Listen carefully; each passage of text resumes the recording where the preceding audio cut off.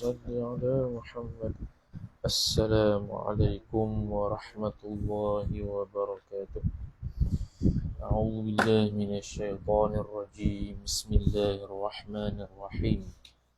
الحمد لله رب العالمين، والصلاة والسلام على أشرف الأنبياء والمرسلين سيدنا محمد وعلى آله وصحبه أجمعين. سبحانك لا علم لنا إلا ما علمتنا إنك أنت العليم الحكيم. ولا حول ولا قوة إلا بالله العلي العظيم. رب اشرح لي صدري ويسر لي أمري واحلل عقدة من لساني يفقه قولي وسدد لساني واهد قلبي بحق نبيك محمد صلى الله عليه وسلم. اللهم أغننا بالعلم وزينا بالحلم وأكرمنا بالتقوى وجملنا بالعافية. نوينا التعلم والتعليم والتذكر والتذكير والنفع والانتفاع والإفادة والاستفادة والحث على التمسك بكتاب الله وسنة رسوله صلى الله عليه وسلم، ودعاء إلى الهدى والدلالة على الخير ابتغاء وجه الله مرضاته وقربه وثوابه سبحانه وتعالى. آمين يا رب العالمين. وقال الشيخ المصنف رحمه الله تعالى ونفعنا الله بعلومه وبعلومكم وبعلوم مشايخنا في الدارين آمين يا رب العالمين. Kata pengarang Al-Syeikh Haji Muhammad Arif bin Haji Ishaq Al-Qadahi rahimahullahu ta'ala, qiyamuhu ta'ala binafsihi, artinya berdirinya Allah Ta'ala dengan sendirinya. Disambung perbahasan sifat salbiyah yang seterusnya, yaitu qiyamuhu ta'ala binafsihi. Artinya, arti qiyamuhu ta'ala binafsihi, berdirinya Allah. Nya tu kena pada Allah dah. Berdirinya Allah Ta'ala dengan sendirinya sendiri Allah. Itu terjemahan, bukan maksud. Kalau faham maksud, rosak maksud lah. Bukannya daripada duduk kepada berdiri, bukan berdiri zahir yang kita faham. Itu hanya terjemahan sahaja. Jadi maksud dia apa dia? Maksud dia ialah Allah Subhanahu wa ta'ala tidak berhajat kepada zat untuk dia tumpang, dan Allah Subhanahu wa ta'ala tidak berhajat kepada pencipta lain selain Allah untuk menciptanya. Jadi sifat qiyamuhu binafsihi ini dapat dipaham dah daripada sifat yang sebelumnya, iaitu mukhalafatuhu ta'ala lil hawadith. Tapi kenapa diulang semula? Diulang semula tu kerana kita sebut dah dalam kitab Hasyiah Asy-Syarqawi Al-Hudhudi disebut al-jahlu fi hadzal fanni khatarun 'azim. Jahil dalam ilmu akidah ni adalah kesalahan yang cukup besar. Kesalahan yang cukup besar. Khatarun 'azimun. Maka diulang dan dikuatkan lagi, bahkan dikhususkan daripada mukhalafatuhu ta'ala lil hawadith. Mukhalafatuhu ta'ala lil hawadith, kita boleh kata sifat yang menafikan Allah Ta'ala. Sifat yang ternafinya Allah Ta'ala itu samaan dengan makhluk dari sudut zat, sifat dan perbuatan. Cumanya qiyamuhu ta'ala binafsihi, dia lebih khusus. Dia lebih tertumpu kepada tidak berhajatnya Allah kepada dua perkara. Pertamanya, tidak berhajat kepada zat lain untuk ada dia. Kalau Allah Ta'ala berhajat kepada zat lain untuk ada dia, maka Allah Subhanahu wa ta'ala itu arad. Allah Subhanahu wa ta'ala itu diri Allah itu sifat, dia bukan zat. Maka itu ternafi hak pertama. Yang keduanya, nak menunjukkan Allah Subhanahu wa ta'ala tidak berhajat kepada pencipta lain, mukhassis lain. Maka itu kalau menyebabkan Allah Ta'ala mengharap ataupun berhajat kepada pencipta lain, maka Allah Subhanahu Wa Ta'ala bersifat dengan sifat baharu. Kemudian kata musannif rahimahullah subhanahu wa ta'ala, dia kata mustahil berdiri. Lawan bagi qiyamuhu binafsihi ialah berdiri dengan yang lain daripada Allah. Berdiri dengan yang lain maksudnya berhajat kepada zat, berhajat kepada mukhassis, berhajat kepada pencipta lain. Jadi itu mustahil atas Allah Subhanahu wa ta'ala. Mustahil berdirinya Allah Ta'ala dengan yang lainnya, yang lain daripada Allah. Dengan makna mustahil pada akal tak boleh terima kata Allah Subhanahu wa Ta'ala berhajat kepada zat lain untuk ada dia, dan Allah Subhanahu wa Ta'ala berhajat kepada mukhassis, pencipta lain selain Allah untuk adakan dia. Wajib berdiri Allah dengan sendiri Allah. Ini wajib Allah Ta'ala tidak berhajat kepada zat, dan wajib Allah Ta'ala tidak berhajat kepada pencipta. Noktah. Bermula makna berdiri Allah Ta'ala dengan sendirinya Allah itu. Itu makna. Jadi terjemah tu tadi terjemah. Atau arti dengan makna lain. Arti itu intiqalul lughati ila lughatil akhar. Perpindahan satu bahasa ke bahasa lain, itu maksudnya ialah erti. Adapun makna tu itu tafsiran ataupun ma yu'na bihi ataupun ma yuradu bihi, apa yang dikehendaki dengan dia. Jadi apa yang dikehendaki di sini maknanya ialah makna berdiri Allah Ta'ala dengan sendirinya Allah itu. Tiada. Dia kena kepada tiada. Sebab tu ni sifat salbiyah. Dalam kitab Hidayatul Mutafakirin sebut sifat salbiyah ialah dalalahnya dalalah mutabiqiyah. Tabaqa yutabiqu mutabaqah. Dalalah mutabaqiyah. Mutabaqiyah. Dalalah mutabaqiyah. Mana bila sebut mukhalafah tepat kepada adamus syai'. Sifat salbiyah ni bila disebut maka terkena kepada adamus syai'. Tidak sesuatu. Botak tidak berabu. Mandu tidak beranak. Itu sifat salbiyah makhluk. Itu sifat salbiyah makhluk. Kemudian kata musannif rahimahullah subhanahu wa ta'ala, tiada berkehendaknya Allah Ta'ala. Nya tu kena pada Allah. Dia panggil nya tu dhamirul hal wa sya'an. Kepada zat. Kepada zat. Yang zat lain. Kerana ia Allah zat. Jadi zat ni apa zat? Zat ni maqama binafsihi. Perkara yang ada, kalau terjemah salah, maqama binafsihi, perkara yang ada dengan sendirinya. Maksudnya perkara yang boleh bawa diri sendiri. Perkara yang boleh bawa diri sendiri. Itu zat. Dengan makna kalau dia nak ke kanan, benda yang lain selain daripada dia tidak perlu ke kanan. Kerusi dengan manusia. Orang tu kalau ke kanan, dia berdiri daripada kursi tu, pergi ke kanan. Kursi tu tak payah ikut dia sebab kursi zat, manusia tu pun zat. Jadi kerusi tadi tidak perlu pergi ke kiri sama dengan manusia tersebut kerana kerusi itu zat lain, manusia itu zat yang lain. Dia bukan sifat yang perlu diikuti. Maka zat ni boleh bawa diri. Jadi kita tahu kata Allah Subhanahu wa ta'ala itu zat. Kemudian berhajat pula kepada zat. Itu tidak boleh, itu mustahil. Zat tidak boleh berhajat kepada zat kerana zat itu ta'rif dia ialah maqama binafsihi. Maqama binafsihi. Perkara yang ada dengan cara-cara diri. Betul lah. Perkara yang ada dengan sendiri, dengan mana perkara yang boleh bawa diri sendiri. Dia boleh bawa diri, dia tidak perlu menumpang pada suatu benda yang lain. Kalau jirim semalam tu, ta'rif dia ialah ma tahayyaza binafsihi. Ma tahayyaza binafsihi. Perkara yang mengambil lapang dengan sendirinya. Yakni diri dia mengambil lapang.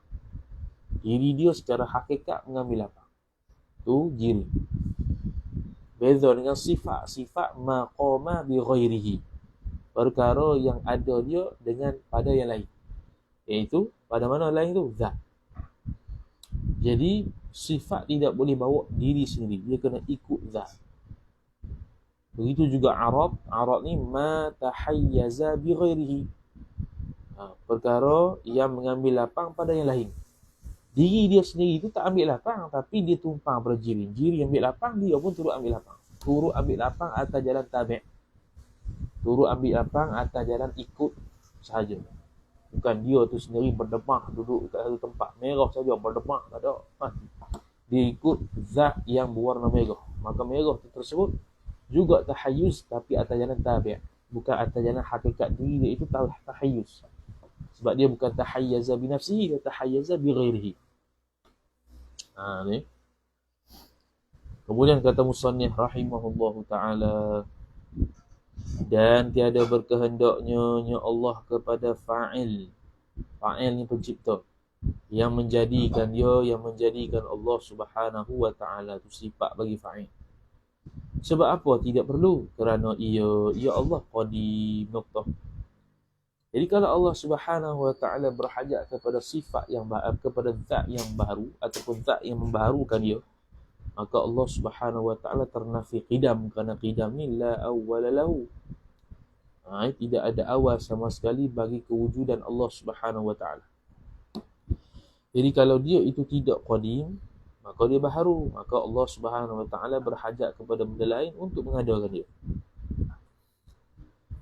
Adapun tanda, yakni alamat dalil berdiri Allah Ta'ala dengan sendirinya Allah itu, maka iaitu dalil dengan dua dalil. Pertama dalil akal dan kedua dalil naqal. Maka dalil akal itu bahawasa jikalau tiada, qiyas al-istithna'i al-muttasil, jikalau tiada berdiri Allah Ta'ala dengan sendirinya, itu muqaddam, niscaya tiadalah diperoleh sekalian baharu alam ini. Hak ni tali. Baharu tu jihatud dalil. Alam itu dalil. Dan iaitu, ni muqaddimah kedua. Tadi muqaddimah pertama, ni muqaddimah kedua. Ni mantik ni. Dan iaitu tiada diperoleh sekalian baharu ini, alam ini mustahil. Jadi dia panggil ni nafi tali. Dia menafikan tiadalah diperoleh sekalian baharu alam ini. Bila nafi tali, dia punya natijah nafi muqaddam. Muqaddam ni tadi apa dia? Tiada berdiri Allah dengan sendiri. Nafi muqaddam ni. Tiada berdiri Allah dengan sendiri, makna Allah Ta'ala berdiri dengan sendiri. Maka tulislah natijah, maka sabitlah berdiri Allah Ta'ala dengan sendirinya Allah Ta'ala. Dan dalil naqal itu seperti firman Allah Ta'ala, huwal hayyul qayyum. Arti firman Allah Subhanahu wa ta'ala ialah Allah Ta'ala itu yang hidup lagi, yang berdiri dengan sendiri. Apa maksud berdiri dengan sendiri? Iaitu Allah Ta'ala tidak berhajat kepada zat. Allah Subhanahu wa ta'ala tidak berhajat kepada pencipta lain. Dan habis selesai, intah. Kemudian wahdaniyah tak ada alif selepas waw. Dia terus wahdaniyah, tidak ada alif. Artinya, arti wahdaniyah, esa Allah Ta'ala itu arti. Maksudnya tidak berbilang Allah. Itu maksud. Artinya esa tu esa lah satu. Maksud esanya ialah tidak berbilang Allah Ta'ala pada zat, pada sifat, pada perbuatan. Tu. Kemudian dia berkata mustahil tiadanya. Lawan bagi esa tu tiada, esanya esa Allah. Mustahil tiadanya Allah. Bukan. Mustahil tiadanya tiada esa Allah. Wajib esanya esa Allah. Begitu. Wujubul wajibat. Istihalatul mustahilat. Tiada esa Allah mustahil. Mustahil tiadanya, ni dia panggil bahasa lah. Mustahil tiadanya ni mustahil dah. Lepas tu mustahil depan tu menentang apa pula? Mustahil depan tu kalau bahasa Arabnya dengan makna istihalah. Istihalah. Cuma ni kitab Melayu takkan nak kata istihalah tiadanya, tak ada lah. Diterjemah mustahil lah. Mustahil tiadanya, tiada esa Allah. Tiada esa Allah tu mustahil. Tidak tiada esa Allah, hak tu wajib. Mustahil tiada esa Allah, itu wajib. Esa Allah wajib. Mustahil esa Allah wajib. Yang mustahilnya esa Allah Ta'ala tu sendiri. Bermula makna esa Allah Ta'ala itu tiada berbilang-bilang Allah itu pada zatnya, pada zat Allah.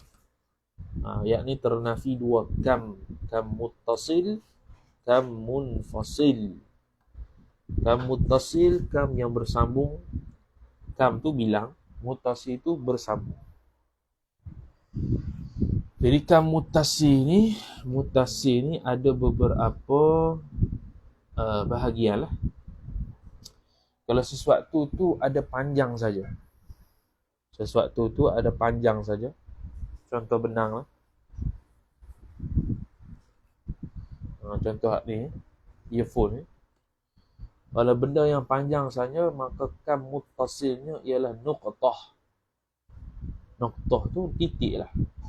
Jadi nak jadi panjang begini ni, mesti dia gabungan daripada titik jadi panjang. Jadi kam muttasil bagi benda yang panjang ialah nuqtah. Apa dia? Nuqtah. Ni tul, ni panjang, tul. Nuqtah tu dia punya kam muttasil. Kalau sesuatu tu benda tu ada tul dan arad. Tul dan arad, panjang dan lebar. Contohnya 4 segi lah, tisu ke. Jadi macam ni. Maka kam muttasil dia ialah gabungan daripada tul, gabungan daripada panjang. Sampailah jadi macam ni. Ini asalnya ialah panjang ni. Panjang, gabung jadi macam ni. Itu kam muttasil bagi buku. Yang ketiga ialah tul, arad, umuq. Tul, panjang, arad, lebar, umuq, dalam. Mana sesuatu yang ada ketebalan. Contoh ni lah. Maka hak ni dia punya kam muttasil dia ialah gabungan daripada tul dan arad.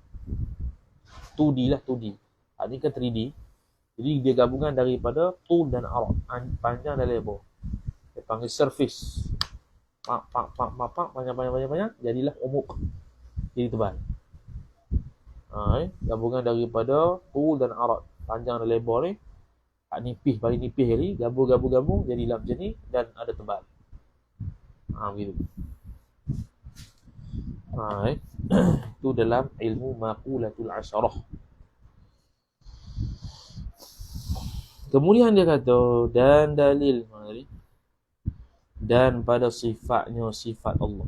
Dia kam muttasil pada zat. Itulah tadi tu. Yang kedua kam munfasil pada zat. Kam munfasil pada zat dengan makna tidak ada zat lain selain Allah yang sama ketuhanannya macam Allah Subhanahu wa taala. Itu dari sudut zat. Dan pada sifatnya sifat Allah. Sifat Allah juga tidak ada berbilang. Kam muttasil, ternafi kam muttasil dengan makna sifat Allah Ta'ala tu banyak tapi tiap-tiap sifat Allah tu satu. Sifat Allah Ta'ala itu banyak tapi tiap-tiap sifat Allah Ta'ala itu baharu dah, astagfirullahaladzim, satu. Tiap-tiap sifat Allah Ta'ala tu satu. Tukang muttasil. Lepas tu kudrat Allah satu, iradat satu. Sebab tu ulama mutaakhirin Ahlus Sunnah Melayu kita ni terjemah dengan pe. Sebab nak merujuk kepada sifat ma'ani itu satu perkara. Bukan nak merujuk ke sifat perbuatan. Dia nak bagi faham saja, bukan nak buat pandai. Tapi kalau terjemah kuasa kehendak tu boleh juga. Tapi terjemahan tasamuh, kalau terjemahan istilahi yang tepat, kepada maksud murad yang sebenar. Kalau dalam bahasa Melayu, apa itulah. Sebab tu dia akan tersekat dengan bak wahdaniyah pada sifat. Allah Ta'ala satu sifat. Allah Ta'ala banyak sifat. Setiap sifat satu. Sebab wahdaniyah. Kan muttasi. Bukannya Allah Ta'ala ada 2 kudrat, 3 kudrat, 2 ilmu, 3 ilmu. Tak. Satu sifat ma'ani dan boleh bertakluk dengan pelbagai perkara. Satu sifat pendengaran boleh bertakluk dengan banyak perkara yang ada. Satu sifat pelihat boleh bertakluk dengan pelbagai perkara sehingga boleh dilihat macam-macam. Satu sifat ilmu boleh bertakluk dengan berbagai pengetahuan ataupun benda yang dimaklumkan, benda yang lain. Jadi satu ilmu banyak sifat, banyak takluk. Lepas tu diterjemah dengan tu dia. Dan ada kam munfasil pada sifat, dengan makna tak ada orang lain, tidak ada orang lain selain Allah Ta'ala sifat dia macam Allah Subhanahu Wa Ta'ala bersifat dengan sifat ketuhanan. Tak ada. Kemudian dan pada af'alnya, af'al Allah, pada perbuatan Allah Subhanahu Wa Ta'ala, pada perbuatan Allah Subhanahu Wa Ta'ala, dengan makna menurut pandangan mu'tamadnya ternafikan munfasil pada af'al, iaitu tidak ada perbuatan Allah Subhanahu Wa Ta'ala sama dengan makhluk lain. Sama dengan makhluk lain. Maknanya orang lain tidak boleh buat macam Tuhan buat. Itu maksud dia. Bagi yang mensabitkan kam muttasil pada perbuatan Allah, dengan makna Allah Subhanahu Wa Ta'ala tidak berkongsi dengan benda lain untuk buat satu benda. Dia tidak mentaksirkan, memberi bekah pada satu benda dengan adanya dua muathir, dua benda yang memberi bekah. Tak ada. Itu kalau orang nak pelaga jugalah ada kam muttasil pada perbuatan. Dengan makna Allah Subhanahu Wa Ta'ala tidak berkongsi dengan Tuhan lain selain Allah untuk buat satu benda. Dalam kitab Tahqiqul Maqam ala Kifayatil Awam, Imam Ibrahim Al-Bajuri rahimahullah buat contoh, pen yang ada dua pen tu tidak boleh buat titik yang sama, kena buat titik yang berbeza juga walaupun tindih. Mustahil dua pen boleh buat satu titik yang sama, melainkan titik lain-lain. Begitu juga mustahil Allah Ta'ala dengan yang lain buat satu benda yang sama, melainkan salah seorang saja yang akan memberikan, iaitu Allah Subhanahu Wa Ta'ala. Kemudian kata musannif rahimahullahu ta'ala, ada pun tanda esa Allah Ta'ala itu, maka iaitu tanda esa Allah Ta'ala dengan dua dalil nuqtah. Pertama dalil akal dan kedua dalil naqal, qiyas. Maka dalil akal itu bahawasa qiyas al-istithna'i al-muttasil lagi. Jikalau tiada esa Allah Ta'ala itu muqaddam, niscaya tiadalah sekalian baharu alam ini. Hak ni tali. Muqaddimah kedua, dan iaitu sekalian tiadalah sekalian baharu alam ini ni. Mustahil. Hak tu dia panggil apa? Muqaddimah yang kedua. Ini dia panggil nafi tali. Tali dia mana? Talinya tiadalah sekalian baharu alam ini. Nafi tali makna terbalik je lah. Tiadalah dengan mana adalah sekalian baharu alam ini. Alam ni ada. Maka sabitlah esa Allah. Maka sabitlah esanya esa Allah. Bila nafi tali, natijahnya nafi muqaddam. Muqaddamnya apa dia? Iaitu tiada esa Allah Ta'ala. Nafi muqaddam, tiada esa Allah Ta'ala, makna esa lah. Dan dalil naqal itu seperti firman Allah Subhanahu Wa Ta'ala. Maka macam mana mengantuk lah. Iaitu qul huwallahu ahad. Arti qul huwallahu ahad, kata olehmu ya Muhammad, iaitu bermula Allah Ta'ala itu esa. Iaitu tu kena pada Allah dah. Habis. Mudah sangat. Ni boleh mengajak lah. Tak family ke. Yang tak tahu nak jemput siapa. Boleh baca sikit-sikit sini. Orang tauhid yang mudah-mudah boleh buat daurah seharian. Boleh kot. Ada model nak buat daurah seharian tauhid di kalangan muslimin dan muslimat.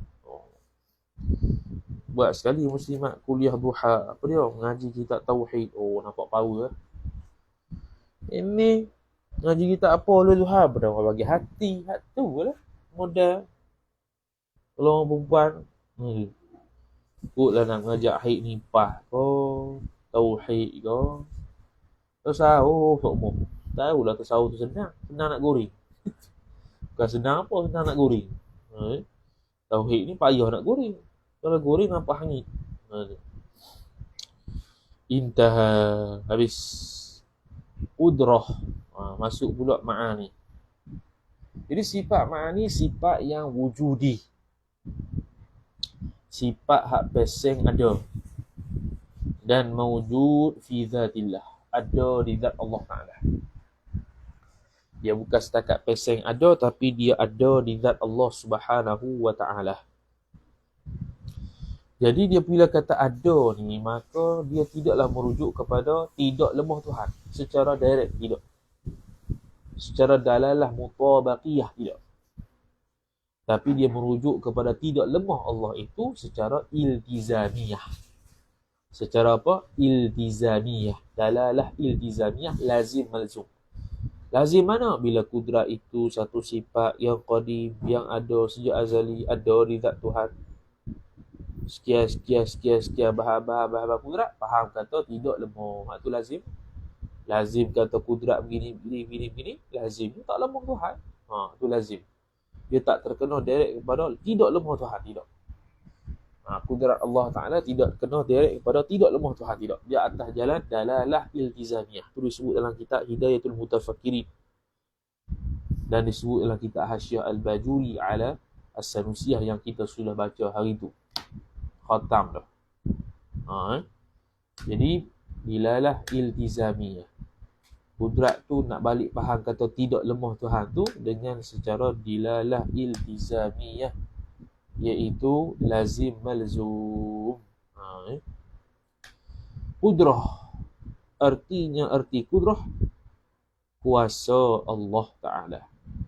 Ini terjemahan tasamuh, bermudah-mudah untuk orang awam. Jadi kudrah satu sifat yang wujudi, satu sifat yang ada, yang peseng ada dan ada di zat Allah Subhanahu wa Ta'ala, dia panggil kudrah. Satu sifat sifatun qadimatun qaimatun bi dzatihi ta'ala. Satu sifat. Kuasa Allah banyak. Tu. Sebab tu kita kata ni terjemahan tasamuh. Kuasa Allah banyak. Terjemahan tasamuh dari sudut kita ni bahasa Melayu lah. Sebab syarat tak ada dah. Syarat faham dah kudrat tu apa. Bila dia takrifkan kudrat tu sifatun qadimatun azaliyatun qaimatun bi dzatihi ta'ala, faham dah. Tapi Melayu kena berhajat kepada terjemahan. Jadi kuasa Allah itu thamaratus sifah. Dia sifat ma'ani ada 3 elemen lah. Pertamanya sifat ma'ani itu sendiri. Yang kedua dia panggil thamaratus sifah, faedah sifat. Mana faedah sifat ni? Maksudnya dia sifat begitu, apa faedah dia? Faedah dia Allah kuasa. Allah kuasa apa? Berkuasa. Hak tu ta'alluq. 3. Sifat makni Allah, thamaratus sifah, ta'alluq. Jadi 3 ni ada terjemahan yang caranya berbeza. Untuk bezakan saja. Jadi kalau sifat ma'ani, kudrat, berkuasa. Thamaratus sifah, kuasa. Ta'alluq, berkuasa. Begitu. Ber ni dia muta'addi. Itulah yang kata berkuasa. Itu kata yang ta'alluq tu.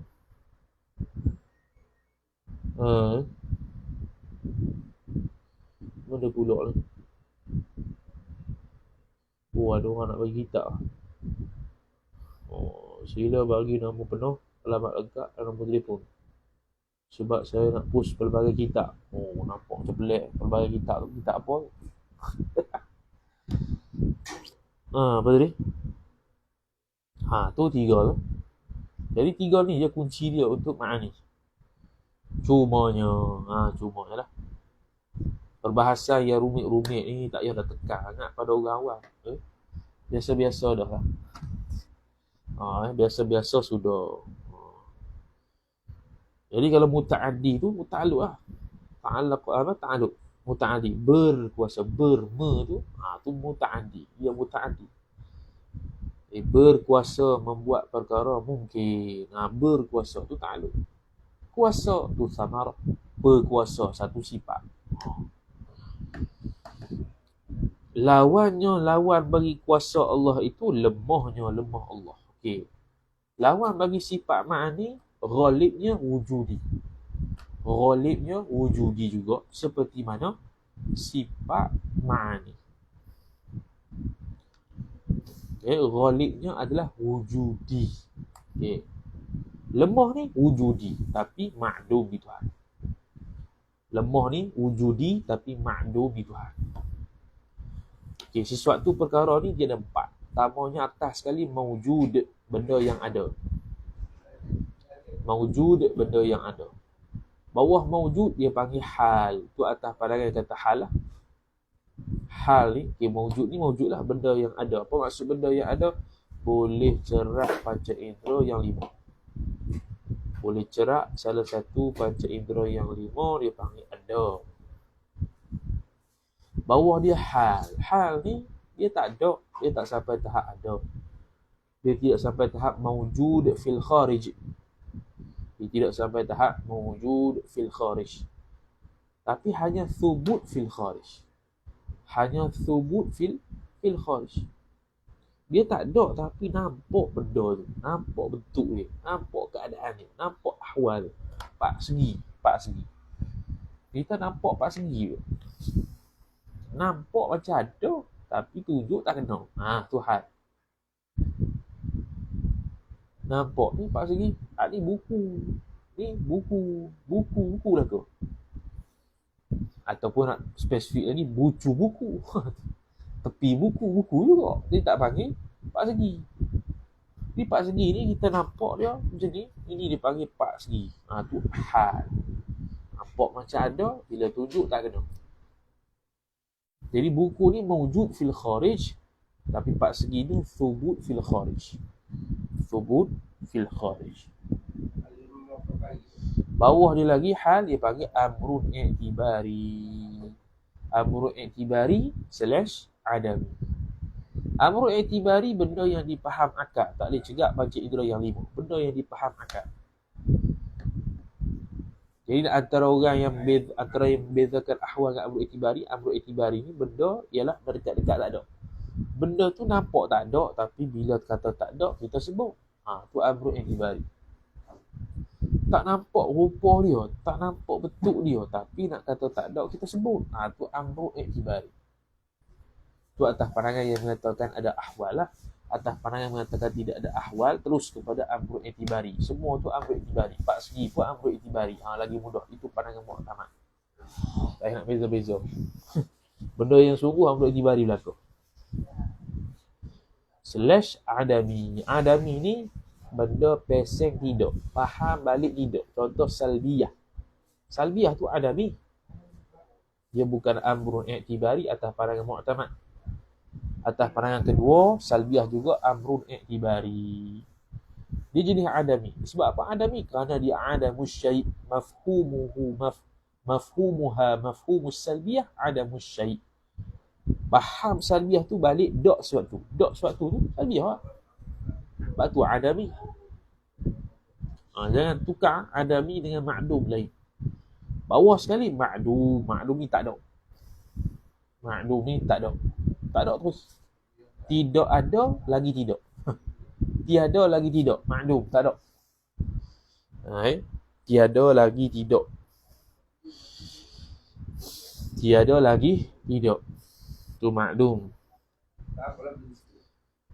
Kemudian habis. Itu perkara-perkara dalam alam terbahagi kepada 4. Kemudian kata musannif rahimahullahu taala, lawan kuasa Allah itu lemahnya Allah.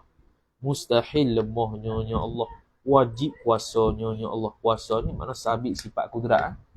Kuasa Allah tidak ada khilaf, kata sabit. Yang ada khilafnya kudrat Tuhan itu sabit ke tidak? Mu'tazilah tak sabit, Ahlus Sunnah sabit. Mu'tazilah fasik, kita tidak fasik. Kuasa Allah tidak siapa yang ingkar. Yang ingkar kafir.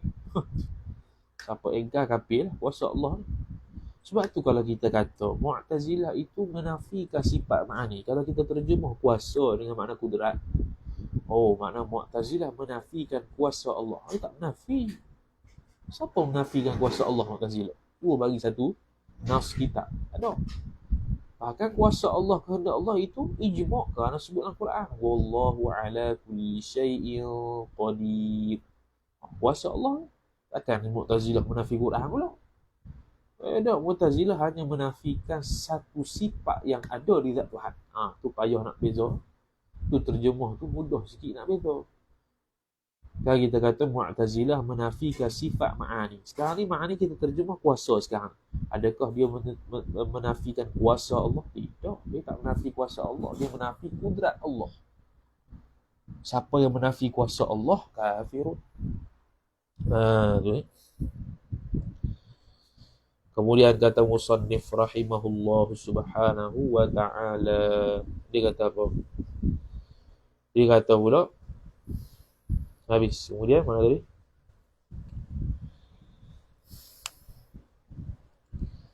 Lagi qadim, mana tadi hilang lah. Wajib kuasanya bermula makna kudrat Allah itu. Makna tafsir tadi terjemahnya. Terjemah tak apa, terjemah tak ada masalah. Cumanya ulama mutaakhirin seperti Syekh Wan Ismail Al-Fattani, ayah dia sekarang, nak terjemah tu bertepatan dengan makna. Ni makna dia satu sifat yang mawjud, yang ada. Satu sifat. Kalau kita boleh tambah lagi, satu sifat yang peseng ada, yang mawjud. Gitu. Satu sifat yang wujudi, lagi pula mawjud. Begitu. Satu sifat, bukan dua. Sebab tu dia berkuasa. Kalau kuasa banyak, kuasa ni. Allah kuasa buat langit, Allah kuasa buat bumi, Allah kuasa buat manusia, Allah kuasa buat jin. Satu sifat yang mawjud. Ini satu sifat yang peseng ada, yang mawjud, yang ada, yang berdiri. Gitu. Jadi yang mawjud tu maksudnya wujudi. Yang nak kata sifat ni jenis ada, yang berdiri. Yang berdiri mawjud. Mawjud fi dzat. Yang berdiri nak masukkan dengan mawjud fi dzat. Kalau mawjud tadi ni nak masukkan dia ni peseng ada. Yang berdiri, yakni yang ada, dengan yakni pada zat Allah Subhanahu wa ta'ala. Ada di zat Tuhan. Lagi qadim. Takkan baharu pula. Jadi kuasa Allah tidak qadim, kuasa Allah baru. Kuasa yang dengan makna berkuasa baru qadim. Sebab sabit sejak azali. Kuasa Allah, bila Allah berkuasa tu tanjizi hadis. Bila Allah buat alam, baru nyata dan tajalli kuasa Tuhan. Tapi bila sejak azali Allah Ta'ala tak buat apa-apa lagi, ada kemampuan untuk buat sesuatu tapi tak buat lagi. Tapi ada sifat kudrat sejak azali. Sebab tu ada saluhi qadim saja. Kalau disebut qadim, tidak ada tanjizi qadim. Sifat kudrat mana ada tanjizi qadim? Kalau ada tanjizi qadim, tapi Allah Ta'ala ada buat sesuatu, ada benda lain selain Allah sejak azali. Tanjizi qadim. Allah Ta'ala sedia kala lagi buat makhluk. Yang gitu. Jadi ini menolak pandangan yang mengatakan kalau Allah Ta'ala itu tidak buat makhluk sejak azali, ternafilah Allah Ta'ala itu ada kudrat, ternafilah nama Allah yang bernama Khaliq. Kita kata tak ternafi kalau faham ta'aluk. Saluhi qadim, ta'aluk sifat kudrat. Jadi bila kata saluhi qadim maka dia tu tak mesti buat makhluk lagi untuk nyatakan dia tu ada kudrat. Bahkan dia ada kudrat, cuma tak buat lagi, tak tanjiz, tidak tajalli kuasa Tuhan lagi. Macam kita lah ada kudrat nak buat rumah sekarang ni, tapi buat lagi, tak buat. Adakah kita lemah buat rumah? Tak lemah. Tapi ada dah kudrat. Tapi tak lemah kita ni. Kemudian kata musannif, yang dapat dengan dia dengan kudrat ni mengadakan tiap-tiap mungkin. Jadi Allah Ta'ala mustahil nak buat anak sendiri. Mustahil nak buat anak. Sekali iradat, mustahil Allah kehendak anak. Mustahil Allah Ta'ala kehendak anak. Yang berpandangan kata Allah Subhanahu wa Ta'ala, Allah Subhanahu wa Ta'ala boleh kehendak untuk buat makhluk. Kalau pandangan mengatakan Allah Ta'ala boleh buat anak, itu ada pandangan yang syadz. Disebutkan dalam kitab Ad-Durrus Tsamin, dinukilkan daripada Imam Daud Al-Zahiri. Itu syadz, tidak boleh dipegang dan bercanggah dengan majoriti ulama. Dalam akidah, mustahil Allah Ta'ala mencipta anak, mustahil Allah Ta'ala itu berkehendak buat anak. Tak boleh. Sebab tu ta'aluk dia ta'aluk mungkinat sahaja. Benda yang boleh ada, boleh tiada. Benda mustahil, bukannya Allah. Ni kalau orang kata pula, kalau Allah Ta'ala tak boleh berkehendak buat anak, lemah tu kan? Tak lemah lah, sebab bukan pasal kerja dia. Yang kata lemah ni ialah pasal kerja dia begitu, dia tak boleh buat. Apa pun lemah. Contoh kita kata, kita ni tak boleh terbang. Bukan kita lemah terbang, kita ni memang pasal bukan terbang. Tapi pasal jalan, tiba-tiba tak boleh jalan. Baru kita kata lemah sebab kita tak boleh jalan. Padahal kita pasal jalan. Burung yang tak boleh terbang, baru kita kata lemah sebab dia pasal terbang.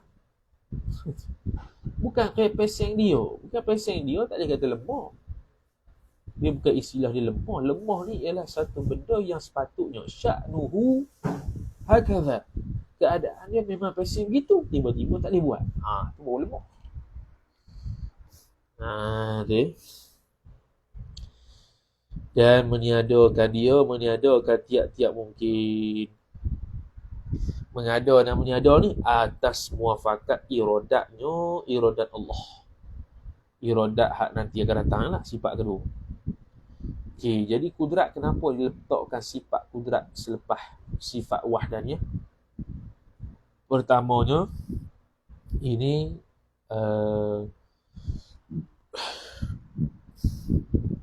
jalanan ini seperti jalanan majoriti ulama'nya macam ni lah. Lepas sifat wahdaniyah, dia mulakan sifat ma'ani dengan kudrat. Adapun sebab apa kudrat? Sebab perbahasan terakhir dalam sifat salbiyah berkenaan dengan af'alullah. Wahdaniyah pada af'al. Wahdatul af'al. Wahdatul af'al. So perbuatan Tuhan. Jadi bila kata perbuatan Tuhan, yang zahir berkait dengan perbuatan apa dia? Sifat kudrat lah. Maka diletakkan sifat kudrat. Adapun ulama yang meletakkan hayat terlebih dahulu kerana melihat kepada bahawasanya tidak sah segala sifat ma'ani kalau tidak ada hayat. Tidak sah segala sifat ma'ani melainkan tersabitnya hayat. Hidup bahas kudrat, iradat apa semua, tiba-tiba hayat tak ada, mati Tuhan. Sia-sia. Bahkan hayat tu seolah-olah syarat pada akal kita nak mensabitkan sifat ma'ani lain. Hanya sebagai syarat saja, bukan syarat hakiki. Syarat ni sebab kita nak faham sifat Tuhan ni paling-paling kurang. Ada pun tanda kuasa Allah Ta'ala itu. Maka iaitu tanda kuasa Allah dengan dua dalil. Pertama dalil akal dan kedua dalil naqal. Maka dalil akal itu bahawasa jikalau tiada kuasa Allah Ta'ala itu muqaddam. Ni qiyas al-istithnai al-muttasil. Jadi jikalau tiada kuasa Allah Ta'ala itu, ni dia panggil apa? Muqaddam. Jawab, niscaya tiadalah diperoleh sekalian baharu alam ini. Hak ni dia panggil tali. Ini habis. Ini mukadimah kedua. Mukadimah ketiga, mukadimah pertama habis. Mukadimah kedua, dan iaitu tiada diperoleh sekalian baharu alam ini khabar, mustahil. Hari dia panggil nafi tali. Mukadimah kedua ni nafi tali. Bila nafi tali, maka natijahnya nafi muqaddam. Mana muqaddam dia? Iaitu tiada kuasa Allah Ta'ala. Nafi tiada kuasa Allah, mana kuasa Allah? Yakni Allah Ta'ala bersifat kudrat. Itu dia punya natijah. Maka natijah boleh sebut, maka sabitlah kuasanya ya Allah. Ini sabitlah sifat kudrat Allah pada zat Allah. Dan dalil naqal itu seperti firman Allah Ta'ala, Inna Allah ala kulli syai'in qadir. Artinya bahawa Allah Ta'ala atas tiap-tiap sesuatu itu amat kuasa. Intah. Jadi Mu'tazilah mengatakan tak sabit sifat ma'ani sebab tidak ada dalil. Contoh sekarang dalil, wallahu ala kulli syai'in qadir. Mu'tazilah kata yang sabitnya ialah qadir. Allah Ta'ala berkuasa. Bukan Allah Ta'ala ada sifat berkuasa. Maka dalam kitab Syah Asy-Syarqawi sebut bahawasanya kita dibalas dengan ahlul lughah. Bahas dengan cara bahasa. Kita balas hujah Mu'tazilah dengan cara bahasa. Iaitu qadirun. Nak kata berkuasanya sesuatu tak dapat tidak, mesti ada pekuasa. Sebab qadir itu maksudnya zatun mutasifun bi sifatil qudrah. Tidak boleh panggil seseorang itu alim melainkan dia ada pengetahuan. Tak ada kita panggil alim pada orang jahil. Maka pengetahuan tu sifat ma'ani, kudrat tu sifat ma'ani, iradat tu sifat ma'ani. Yang bukan ma'aninya kuasa, berkehendak, hidup. Itu dia panggil thamaratus sifat ataupun boleh pergi kepada ta'alluq sifat. Jadi Allah Ta'ala tidak akan boleh berkuasa melainkan sabit sifat berkuasa bagi Allah.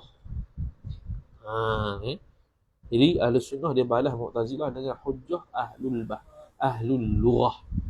Lepas tu kalau orang yang faham itu, kita boleh faham kata Mu'tazilah ni seolah-olah tak belajar ataupun tak tahu ilmu istiqaq. Ilmu istiqaq dalam bahasa Arab. Sebab dia ada mustaq dan mustaq minhu. Kaedah apa dia semalam kita kata? Ma'rifatul mustaq tastalzimu ma'rifatal mustaq minhu. Jadi qadirun fa'ilun atau wazan isim fa'il. Isim fa'il apa ada? Isim fa'il itu adalah mustaq. Adalah apa? Mustaq minhunya masdar. Mustaq minhunya masdar. Macam semalam lah, wajib dengan wujud. Bila sebut wajib, faham wujud. Takkan kita kata disebut wajib, tak faham wujud. Tak boleh. Sebab ma'rifatul mustaq tastalzimu ma'rifatal mustaq minhu. Faham wajib. Wajib tu mustaq. Mustaq minhu tu wujud. Masdar. Kemudian kata musannif rahimahullah, iradah. Artinya erti iradah berkehendak Allah Ta'ala. Hal ni panggil terjemahan tasamuh. Sifat iradah ialah berkehendak. Dengan sifat berkehendak Allah boleh kehendak. Itu thamaratus sifat. Kehendak apa? Berkehendak segala perkara yang mungkin. Hak tu ta'alluq. Lawannya lawan berkehendak Allah itu bencinya Allah, dia panggil karahah ataupun apa yang bermakna benci, iaitu zuhul, lalai lupa, apa lagi itulah geng-geng dia, zuhul, nisyan, sahwu. Tiga-tiga tu ada perbezaan disebutkan dalam Hasyiah Bajuri yang kita sudah baca khatam. As-sahwu, an-nisyan, al-ghaflah. Ghaflah, as-sahwu, an-nisyan dengan az-zuhul. Az-zuhul, an-nisyan, as-sahwu dengan ghaflah. Kemudian kata musannif rahimahullah ta'ala, mustahil bencinya Allah, wajib berkehendaknya Allah. Yang berkehendak dengan mana? Bersifat iradah. Berkehendak tu memang sabit dah. Mu'tazilah sabit, Ahlussunnah sabit. Yang bezakan dia ialah kita Ahlussunnah ni ialah sabit sifat ma'ani nama iradah. Mu'tazilah tidak sabit sifat ma'ani yang nama iradah. Itu bezanya. Bermula makna iradah Allah Ta'ala itu iaitu satu sifat. Satu sifat. Tu kata tu. Iradah satu sifat.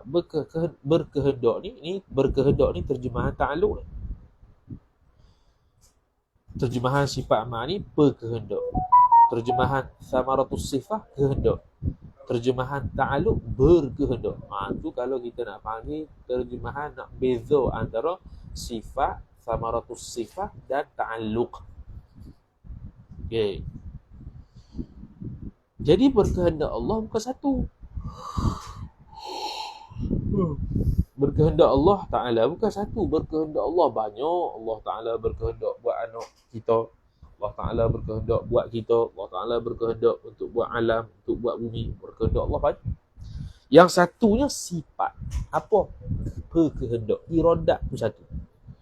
Satu sifat. Banyak ta'aluk. Yang berkehendak tu ta'aluk. Satu sifat yang mawjud, yang ada. Makna dia peseng wujudiyun. Yang berdiri, makna dia tu qaimatun fi dzatihi, dia ada di zat Tuhan. Yang berdiri dengan makna pada. Berdiri dengan makna sungguh dan ada. Pada zat Allah Subhanahu wa taala.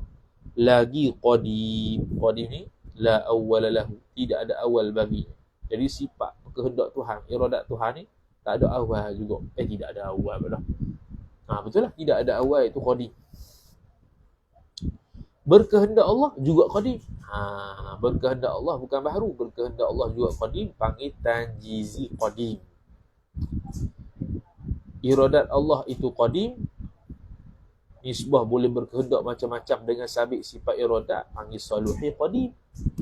Boleh Allah Ta'ala nak berkehendak apa sahaja, sama ada dhidnya ataupun lawan dhidnya. Sesuatu dan dhidnya.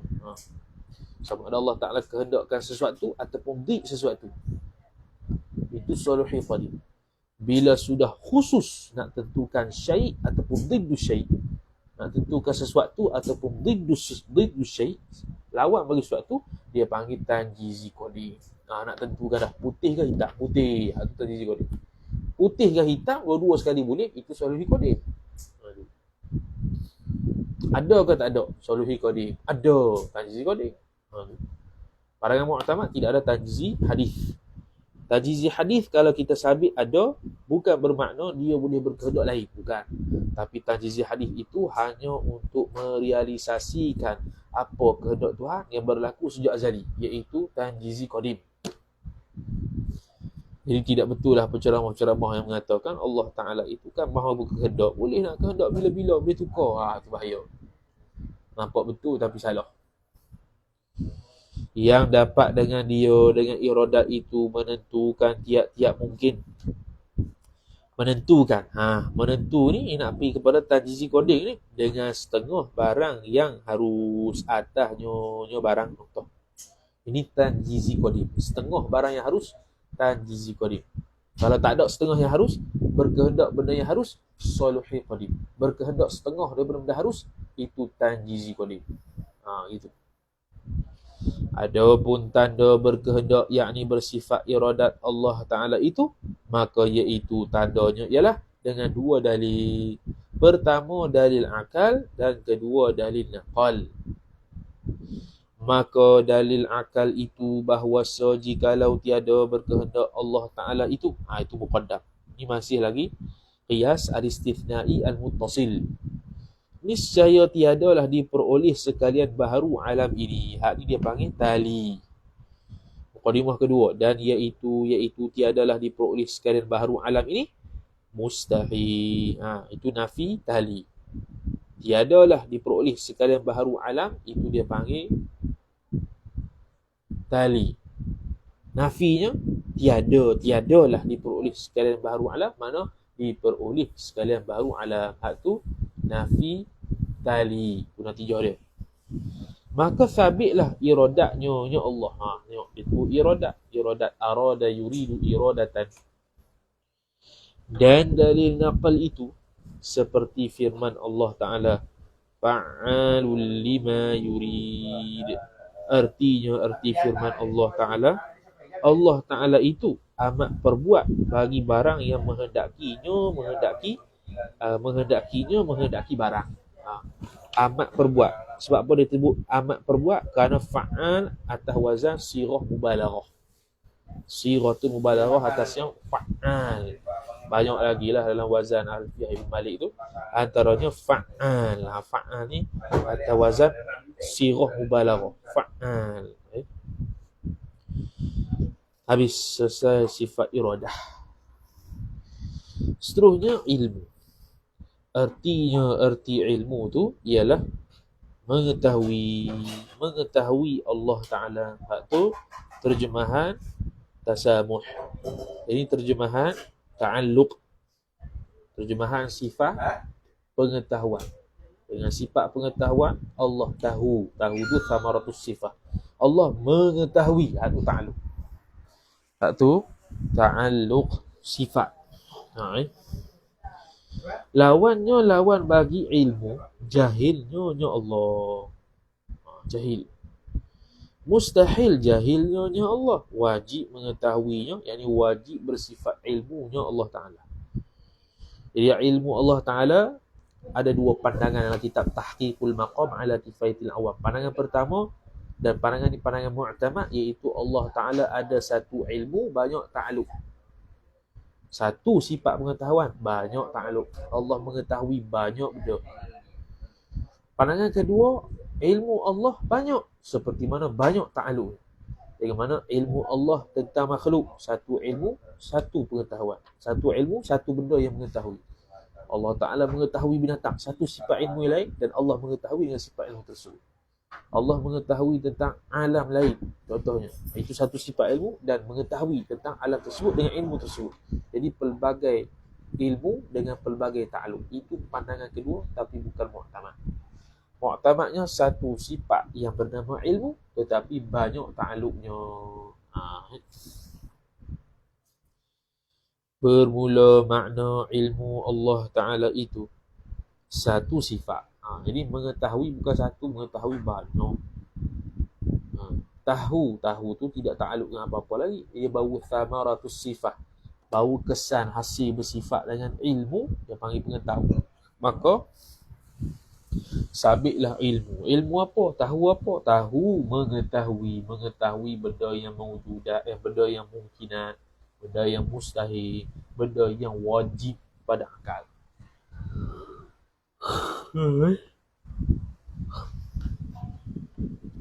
Satu sifat yang mawjud, yang ada. Maknanya ni sifat hak peseng wujudi. Yang berdiri, yakni yang ada, ia satu sifat ni dengan, yakni pada zat Allah Subhanahu wa Ta'ala. Ada pada zat Allah Ta'ala. Lagi pula qadim, azali. Jadi sifat ilmu Tuhan hanya satu sahaja, iaitu tanjizi qadim. Lulus sedia kala secara terperinci Allah mengetahui segala benda. Jadi pengetahuan Allah azali. Mengetahui Allah juga azali. Tidak ada yang baru. Jadi tanjizi hadis bagi ilmu tidak ada. Kalau sabit tanjizi hadis bagi ilmu Allah, mana Allah jahil. Saluhi qadim pun tak ada. Kalau sabit saluhi qadim, makna Allah Subhanahu wa Ta'ala terdahulu jahil. Kerana saluhi qadim pada ilmu dengan bermaksud Allah Ta'ala boleh tahu, Allah Ta'ala boleh tak tahu. Itu jadi sabit jahil pada Tuhan. Yang nyata dengan dia, dengan sifat ni, segala yang wajib dan segala yang mustahil dan yang harus atas jalan meliputi. Dia kata nyata. Nyata ni kerana apa? Kerana nama ta'alluq ilmu dia panggil inkishaf bagi ilmu. Kalau kudrat dengan iradah dia panggil ta'thir. Kalau iradah ada sebahagian panggil takhsis, menentukan.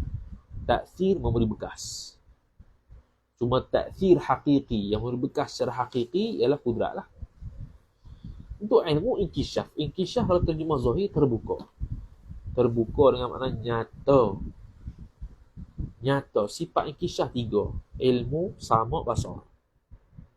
Tiga-tiga ni walaupun nama inkishaf, namanya nyata, nama ta'aluknya nyata sebab tu, tapi nyatanya tiga-tiga ni berbeza, bukan sama. Walaupun ta'aluk sama nama dia, tapi cara berbeza. Bagaimana berbeza? Wallahu a'lam. Habis. Tu dah.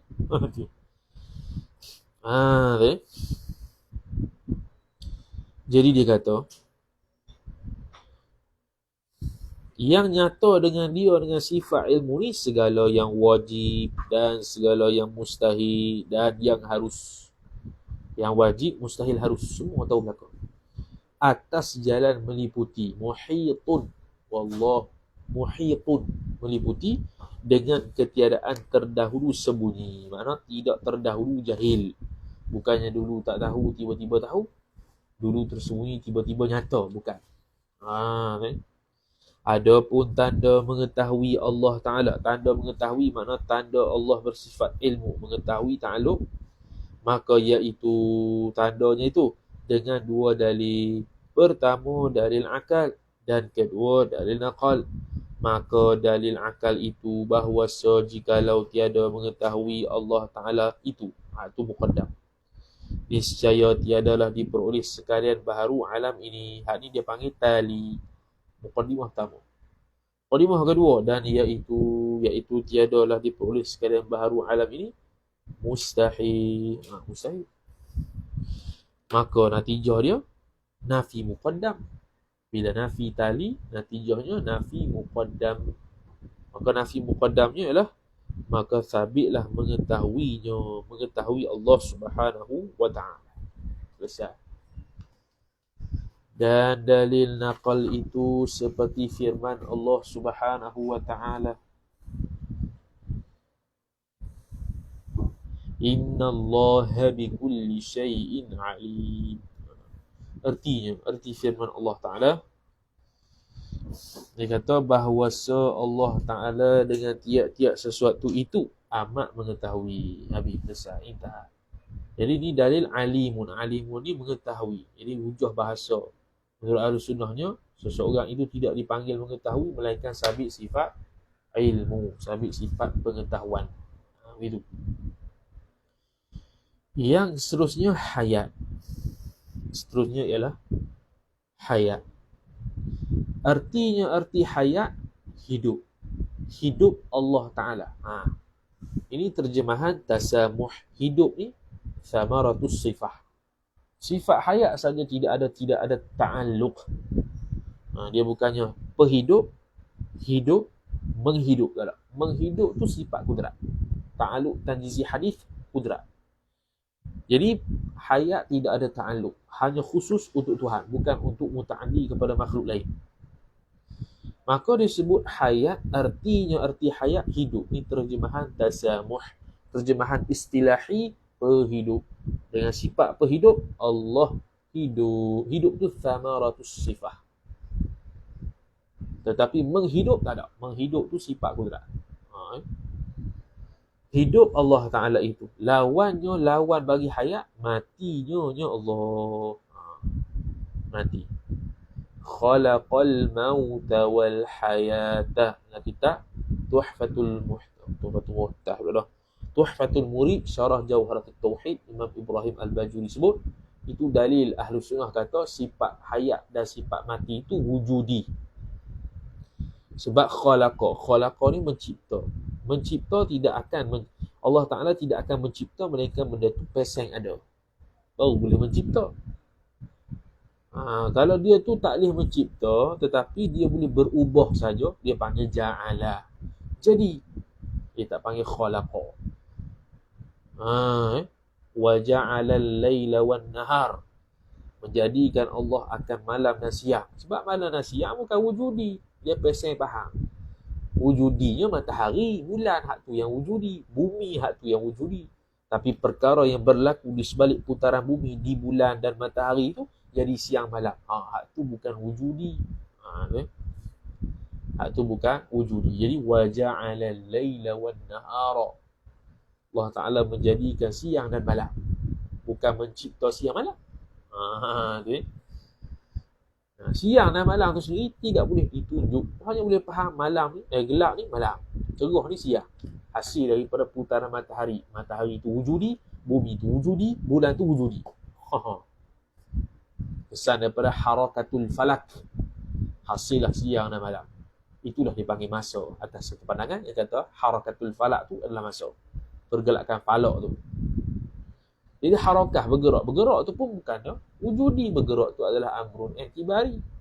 Benda yang bergerak itu baru wujudi. Mustahil matinya Allah, wajib hidupnya Allah. Ini wajib bersifat dengan sifat perhidup, sifat hayat. Bermula makna hidup Allah Ta'ala itu, yakni bermula makna perhidup ataupun hayat pada Allah Ta'ala itu satu sifat. Satu sifat yang mewujud, yang ada. Mana ni peseng wujudi juga. Yang berdiri, yang ada dengan, yakni pada zat Allah Subhanahu wa Ta'ala. Lagi qadim, azali. Hidup Allah azali, perhidup Allah azali. Qadim dan azali menurut pandangan mu'tamad sama. Qadim dan azali menurut pandangan mu'tamad sama.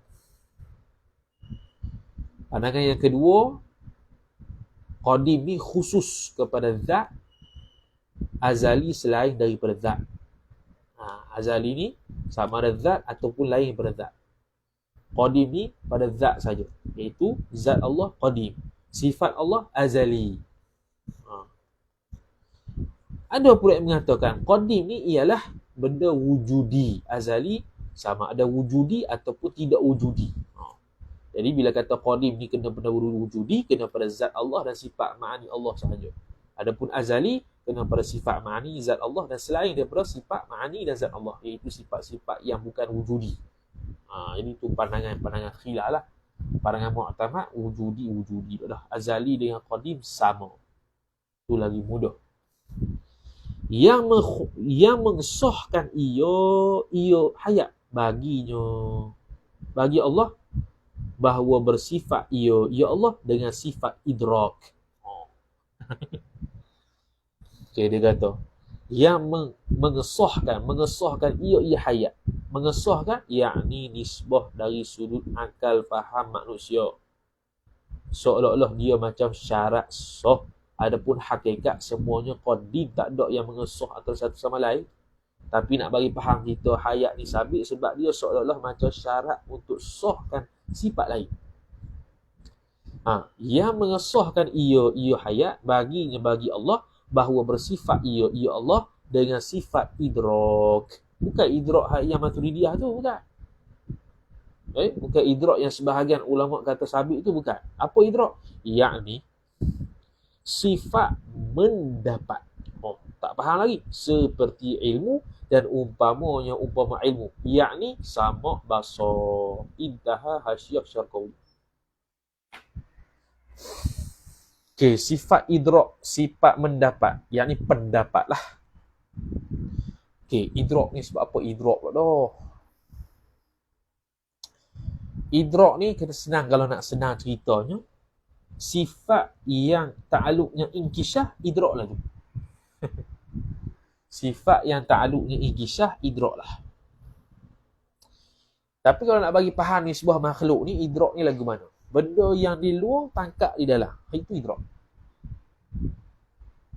Image di luar, kharij, masuk tangkap melalui penglihatan kita, idrak lah. Dia panggil melihat. Dengar suara di kharij, masuk celah telinga kita, sistem pendengaran, kita pun dengar. Itu idrak.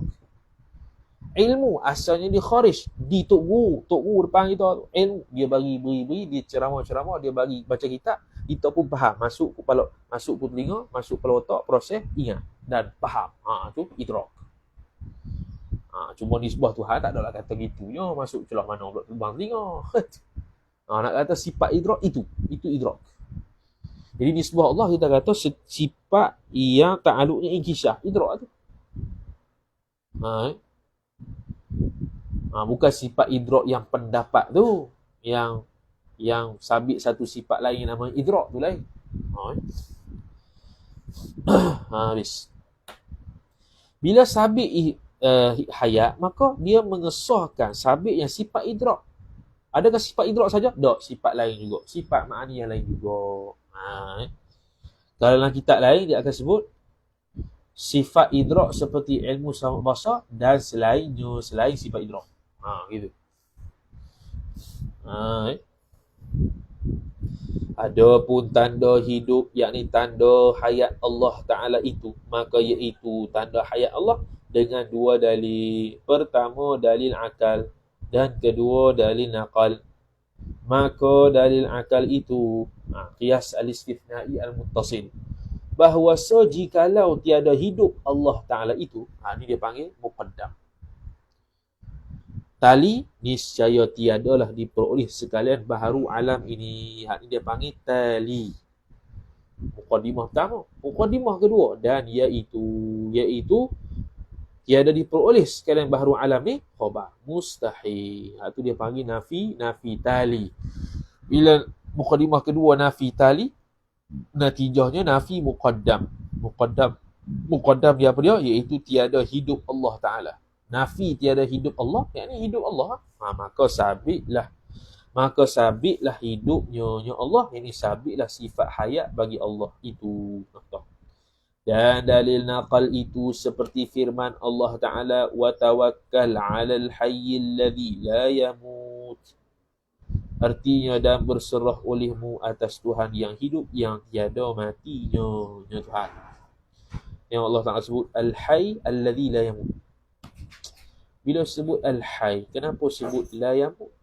Ni biasa orang salafi dia tentang duk ngaji ada tak ada, sedia tak baharu. Ni Allah Ta'ala sebut al-hayyul ladzi la yamut. Faham dia bila sebut al-hayy, kenapa sebut alladzi la yamut? Nak menguatkan lagi al-hayy tu betul-betul hidup, bukannya mati. Tu. Jadi ulama buat begitu. Ada sifat wajib, sifat mustahil. Ada dalil belakang. Kan bodoh. Dia buat macam ulama Asy'ariyah ni bodoh. Soal begitu. Tu orang suruh ngaji Hasyiah tak mau. Suruh baca sendiri. Habis cerita lah kalau baca sendiri. Selesai. Kemudian sama. Arti sama, mendengar Allah Ta'ala. Ini terjemahan tasamuh. Mendengar Allah itu ta'aluk, terjemahan ta'aluk. Sifat pendengaran itu satu sifat ma'an. Dengan sifat pendengaran Allah dengar, itu samaratus sifat. Allah dengar apa? Allah mendengar segala benda khilaf. Dua. Barang yang pertama masmu'an, benda yang boleh didengar, iaitu suara. Allah Ta'ala boleh mendengar suara saja macam makhluk dengar suara. Jadi ulama tentanglah macam mana dengar suara saja macam makhluk. Qiyasul ghaib ala syahid, kiaskan yang ghaib iaitu Allah kepada syahid, iaitu yang ada ni. Seperti mana makhluk ni boleh dengar suara, Allah pun hanya boleh dengar suara. Cuma bezanya Allah Ta'ala dengar suara yang tidak terhingga, yang tidak terbatas. Kita ni ada batas. Tak betul. Ulama ada kritik. Orang yang mu'tamad mawjudat, segala perkara yang ada. Bahkan benda yang ada selain suara juga Allah dengar. Allah dengar kitab. Allah dengar kitab. Meja. Dengar apa? Suara. Bukan suara. Dengar tu dah. Dengar suara lain. Dengar kitab lain. Dengar meja lain. Dengar suara meja lain. Dengar meja lain. Dah dengar lagu mana benda selain ada selain suara tu, wallahu a'lam. Habis situ yang wajib i'tiqad tu. Itulah kitab apa tu? An-Nahrawi. Kitab Ad-Durrul Farid. Guru kepada Syekh Nawawi Al-Bantani yang buat syarah Fathul Majid, syarah Ad-Durrul Farid. Jadi Ad-Durrul Farid dia sebut apa? Sami'a sam'ahu bisam'ihi. Macam mana terjemah tu? Sami'a sam'ahu bisam'ihi. Kalau kita Hasyiah Suhaimi pun ada sami'a sam'ahu bi sam'ihi. Basara kan. Sami'a basarahu bi sam'ihi. Sama'a basarahu bi sam'ihi. Kalau kita terjemah Allah mendengar akan mendengarnya dengan mendengarnya. Tak faham. Sami'a sam'ahu bi sam'ihi. Jadi dia akan tersepit, dia akan terjemah sama juga. Dia akan kata mendengar Allah akan sifat sama dengan samaknya. Dah sama kenapa? Memang betul dah kata gitu. Mendengar sama Allah dengan samaknya. Dah sama tu kenapa? Maka sebab tu ulama mutakhirin terjemah nak tepat bolehnya pendengar. Allah mendengar akan sifat pendengar dengan sifat pendengarnya. Allah mendengar itu ta'alluq. Akan sifat pendengaran itu sifat wujudi muta'allaq, benda yang nak didengar. Dengan sifat sama dengan sifat pendengarnya. Pendengar tu sifat.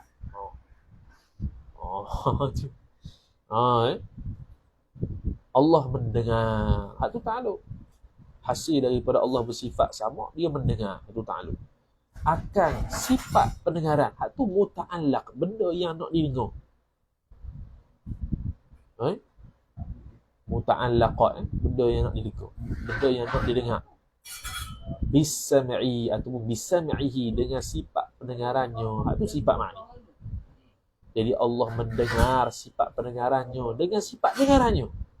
Lagu mana? Ada bunyi? Bukan bunyi. Dah dia tu benda mawjud. Jadi sifat sama Allah Ta'ala ada 3 ta'alluq lah. Saluhi qadim, tanjizi hadith. Saluhi qadim makna boleh padan patut sedia kala lagi Allah dengar. Tanjizi hadith maknanya Allah sudah mendengar zat Allah dan sifatnya. Sifat ni hanya tertakluk pada ma'ani sahaja kerana dia yang wujudi. Selain ma'ani tidak dengar. Dah tidak dengar tu tuli, bukan tuli, tidak, bukan peseng dia dengar. Sebab dia benda bukan ada. Tak ada nak dengar macam mana? Gila benda tak ada pun dengar juga. Boleh. Lepas tu tanjizi hadis, dengar Allah Ta'ala mendengar benda baru ni sekarang. Jadi mendengar Allah Ta'ala, mendengar Allah boleh hilang. Pendengaran Allah tak boleh hilang. Macam mana? Okey. Mendengar Allah. Sekarang Allah mendengar. Pukul 8.30 ni kita bercakap. Saat lagi pukul 10, Allah Ta'ala masih mendengar ke tak 8.30 yang kita cakap? Kau dia dengar benda lain? Jawapannya dengar benda lain lah. Dengar benda pukul 10 pula. Yang kita cakap tu. Yang kita cakap pukul 8.30 sudah habis. Dah dengar dah. Selesai. Habis. Tu mendengar Tuhan. Mendengar Tuhan. Habis. Boleh habis. Boleh mari. Boleh habis. Boleh mari. Yang kekal pendengaran Tuhan.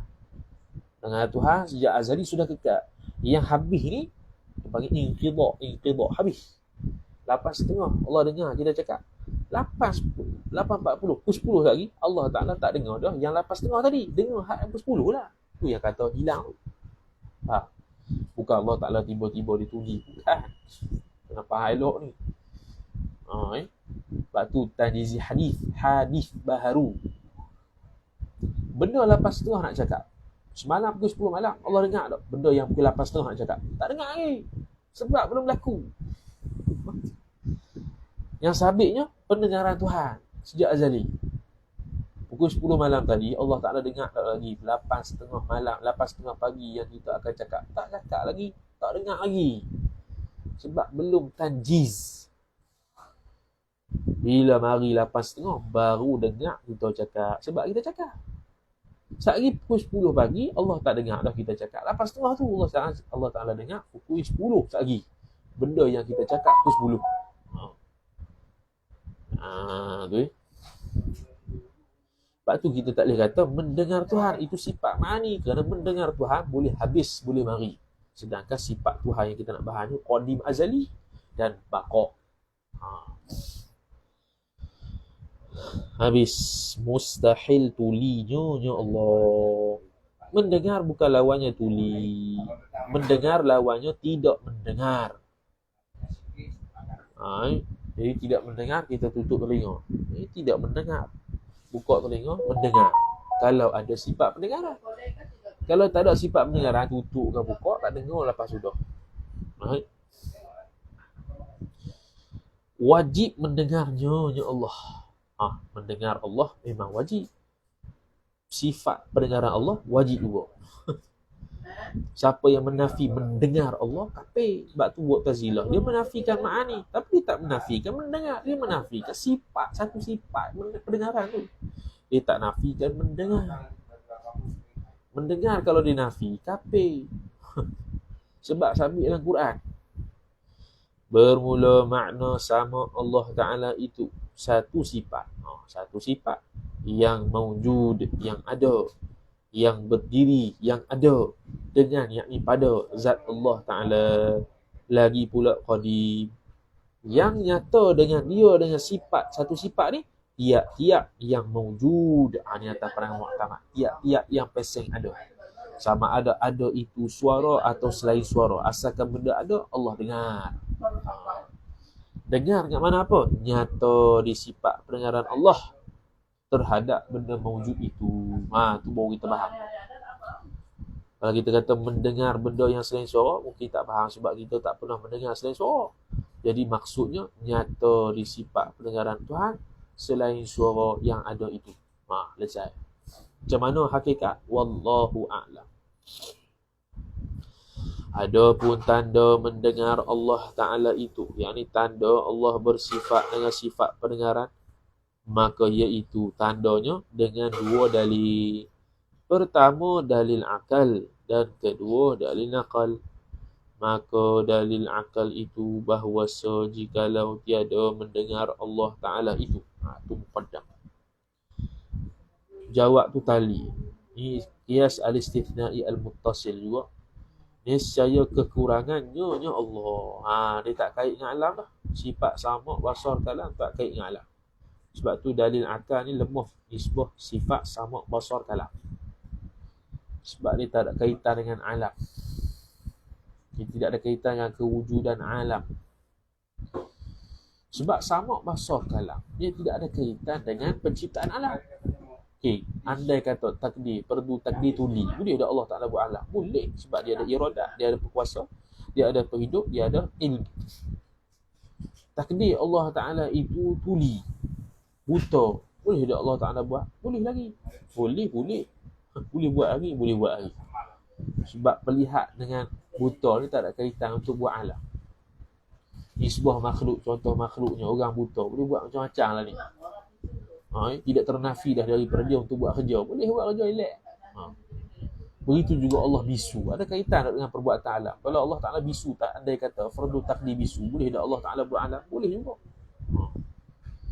Itu dalil alam untuk tiga ni lemah. Sebab tu nanti tak hamish faridah faraid kita baca tu. Kenapa dia letakkan dalil naqal dalam bab sifat sama, basar, kalam. Sebab ni lemah. Sifat dia akan lemah. Tapi tetap diletakkan sebagai, dia panggil muafakat, sama rata dengan sifat dahulu. Sifat dahulu disebutkan dalil akal, sini pun sebut dalil akal jugalah. Dan kekurangan Allah itu mustahil. Ni mukadimah kedua. Ada haraf istisna yang hazaf. Dan kekurangan ini, dan tetapi kekurangan Allah Ta'ala itu mustahil. Natijah dia muqaddam, nafi muqaddam lah. Maka sabitlah mendengarnya Allah. Ini sabitlah sifat sama bagi Allah Subhanahu wa Ta'ala. Selesai. Dan dalil naqal itu seperti firman Allah Ta'ala, Innallaha sami'un basir. Ini sama dengan sifat sama sekali. Ini antara dalil kenapa sama didahulukan. Kerana Allah Ta'ala tidak pernah menggunakan basirun sami', tapi sami'un basir. Itu antara dalil. Pandangan yang sahih. Bukan. Ini dalil berkaitan dengan Allah Ta'ala mendahulukan Allah Ta'ala. Kenapa ulama mendahulukan sifat sama berbanding basar? Kerana ada dalil Sami'un basir. Tidak pernah ada dalam dalil basirun sami'. Artinya bahawa Allah Ta'ala itu yang amat mendengar lagi yang amat melihat. Bila kata mendengar, maka boleh ada sifat, maka sabit sifat pendengaran. Bila kata boleh melihat, sabit sifat melihat. Itu. Basar, arti basar, melihat Allah Ta'ala. Ini terjemahan tasamuh. Terjemahan istilahi, pelihat. Dengan sifat pelihat, Allah boleh lihat. Lihat tu samaratus sifah. Melihat itu ta'aluk. Jadi ini terjemahan ta'aluk. Allah melihat akan basar dengan sifat basar. Yani Allah melihat akan sifat pelihatnya dengan pelihatnya. Kerana sifat basar sama macam sama inkishaf, benda yang mawjudat. Jadi Allah boleh melihat benda yang bukan suara yang ada dan suara yang ada. Kita tidak boleh melihat suara kerana tidak dibuka hijab oleh Allah Ta'ala untuk melihat suara. Tapi melihat benda ada selain suara boleh. Warna, sifat, giring. Tapi Allah Ta'ala boleh melihat suara. Sebab suara itu peseng ada. Kita kata dah, inkishaf sama basar, sama inkishaf, tapi hakikat beza. Inkishaf sama lain, inkishaf basar lain. Lawan bagi basar, butanya nya Allah. Buta lawannya pelihat. Buta lawannya pelihat. Melihat lawannya tidak melihat. Begitu. Mustahil butanya buta Allah.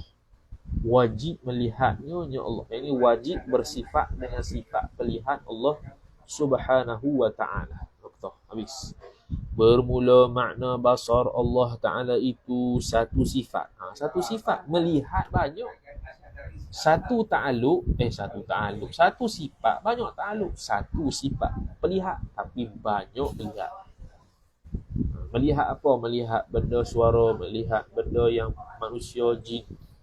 Jadi dia satu sifat yang mawjud, yang ada, wujudi. Dia peseng wujudi. Yang berdiri, yakni yang ada dengan, yakni pada zat Allah Subhanahu wa ta'ala.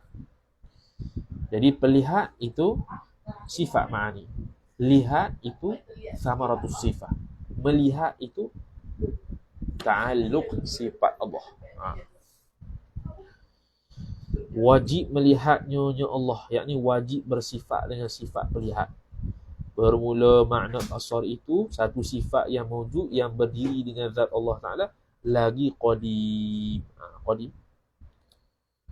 Jadi basar pun ada tiga ta'aluk. Saluhi qadim, tajizi hadis. Saluhi qadim makna padan patut sedia kala Allah boleh melihat. Tajizi qadim, lulus sedia kala Allah melihat secara tertentu. Melihat apa? Sejak azali. Zat Allah dan sifat ma'ani sahaja. Sifat yang selain ma'ani tidak melihat kerana tidak ada, tapi sungguh sahaja. Yang nyata dengan dia, dengan sifat ni, tiap-tiap yang mawjud sama jugalah. Yang nyata itu terjemahan ataupun terjemahan lazim bagi inkishaf. Inkishaf ni asal terjemah terbuka. Lazim daripada terbuka, nyata. Jadi nyata dengan sifat basar, kita ambil satu benda yang wujudi. Contoh meja.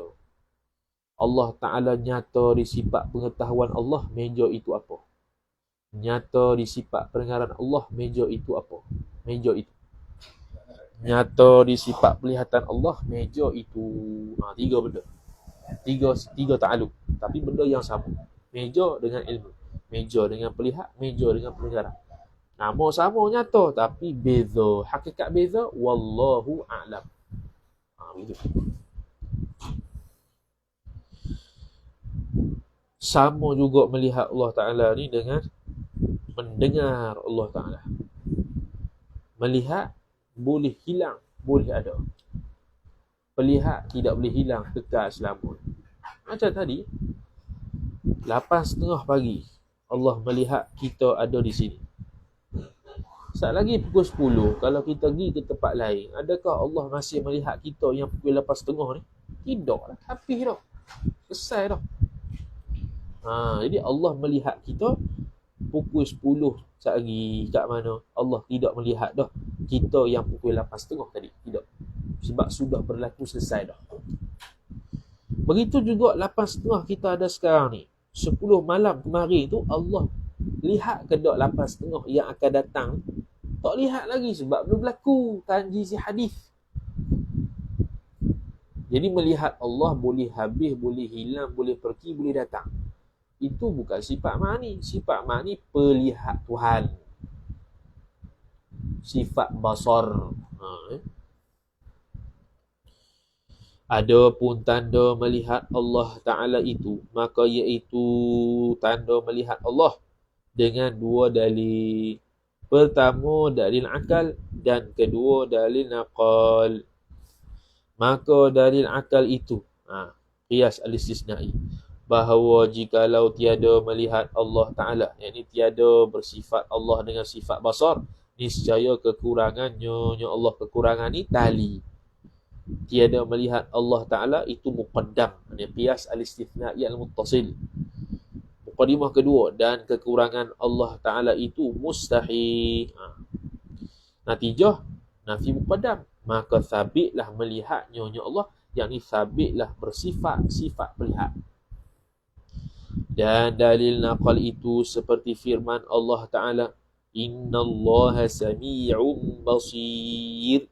Artinya, arti firman Allah, bahawa Allah Ta'ala itu yang amat mendengar, lagi yang amat melihat. Intaha, habis. Habis sifat ma'ani yang second last. Sifat ma'ani yang terakhir, kalam. Artinya, arti kalam berkata-kata. Ini terjemahan tasamuh, yang maknanya sifat berkata Allah. Sifat berkata Allah. Dalam kitab Hasyiah Asy-Syarqawi sebut sifat kalam nafsi Allah dengan sifat kalam nafsi makhluk sama. Manusia ni lah. Sama dari sudut mana sifat kalam nafsi Allah dengan sifat kalam nafsi kita ni? Sama dari sudut tidak berhuruf, tidak bersuara sahaja. Sistem suara kita tidak berhuruf, tidak bersuara. Yang bersuara berhuruf, berlafaz. Itu yang bersuara, itu yang berhuruf. Jauh sama sifat kalam Allah dengan sifat kalam kita nafsi tu? Tak sama. Di sifat kalam nafsi Allah qadim, kita baharu. Sifat kalam nafsi Allah baqa, kita binasa. Sifat kalam nafsi Allah Ta'ala itu tak sama dengan makhluk, kita sama dengan makhluk. Sifat kalam nafsi Allah Ta'ala tidak perlu ada orang lain yang buat, kita perlu Allah buat. Itu beza je. Itu dari sudut kalam nafsi. Kalam lafzi pula, beza dengan Allah ialah kalam lafzi Allah Ta'ala tidaklah berdempet antara dua anggota sehingga dikenakan kepada makhraj huruf untuk keluarkan suara. Tak ada. Tidak berhajat kepada udara untuk mengeluarkan perkataan tersebut. Tidak ada. Ataupun nak berkata-kata itu tak berhajat kepada udara. Kita berhajat kepada udara, tak ada udara, tak keluar suara lagi tuan. Allah bukan begitu. Berdempetnya makhraj dua anggota untuk kena pada makhraj tertentu untuk keluarkan huruf tersebut, tak perlu. Itu bukan Allah Ta'ala. Itu bukan Allah Ta'ala. Dah lagu mana? Wallahu a'lam. Tu lawannya lawan kalam, kelunya Allah. Jadi berkata-kata lawannya tidak berkata-kata, tidak berkata-kata lawan namanya senyap. Adapun kelu tu satu sifat kelemahan. Lawannya ada sifat berkata. Tak ada sifat berkata, dia panggil kelu. Mustahil kelunya Allah, wajib berkatanya Allah. Yakni wajib bersifat kalam Allah Ta'ala. Inilah kitab Badrul Thamin. Selalu dia menekankan kalam lafzi dengan kalam nafsi berbeza. Kalam lafzi bukan sifat ma'ani Tuhan. Sebab tu kita kata kalam lafzi berhuruf suara. Kalam nafsi Tuhan tidak berhuruf dan tidak bersuara, dan dia qadim dan baqi. Adapun sifat kalam Allah yang berlafaz, itu bukan sifat ma'ani dan dia baharu. Dia baharu. Berlafaz, berhuruf, itu baharu. Jadi tidak perlu takut menisbahkan kalam lafzi Allah itu baharu, kerana memang baharu. Kerana itu bukan sifat ma'ani Tuhan. Sifat ma'ani Tuhan, kalam nafsi yang ada di zat Tuhan yang bernama kalam. Makna kalam bermula, makna kalam Allah Ta'ala satu sifat. Satu sifat berkata-kata Allah banyak. Satu sifat je. Yang maujud, yang peseng ada. Yang berdiri, yakni yang ada, dengan yakni pada zat Allah Ta'ala. Lagi qadim. Qadim azali. Yang menunjuk, ni ta'alluq dilalah. Nama sifat kalam ni, ta'alluq sifat kalam ni panggil dilalah. Menunjuk. Menunjuk ni memberi faham kepada suatu. Wa aqimus solah. Faham dia apa dia? Wujubus solah. Wajib sembahyang. Ya ayyuhalladzina amanu kutiba alaikumus siyam. Wajib apa tu? Wajib puasa. Tu dilalah. Menunjuk. Menunjuk ia kalam Allah atas sekalian yang wajib. Qul huwallahu ahad. Dan sekalian yang mustahil. Allahu thalithu thalathah. Kalau buat ayat mustahilnya lam yalid wa lam yulad, itu tidak betul. Itu dikritik oleh Syekh Suhaimi dalam Hasyiah As-Suhaimi ala Hidi. Dia kata ada ulama yang buat sifat mustahil, contoh dalilnya lam yalid wa lam yulad, itu tidak betul. Kerana lam yalid wa lam yulad itu istihalatul mustahil. Istihalatul mustahilati min jumlatil wajibat. Tidaknya perkara mustahil itu wajib. Tidak beranak Tuhan, itu wajib. Beranak Tuhan, itu mustahil. Allah diberanakkan, itu mustahil. Tidak diberanakkan, itu wajib. Dan sekalian yang jaiz. Sekalian yang jaiz, yang harus. Yang haruslah.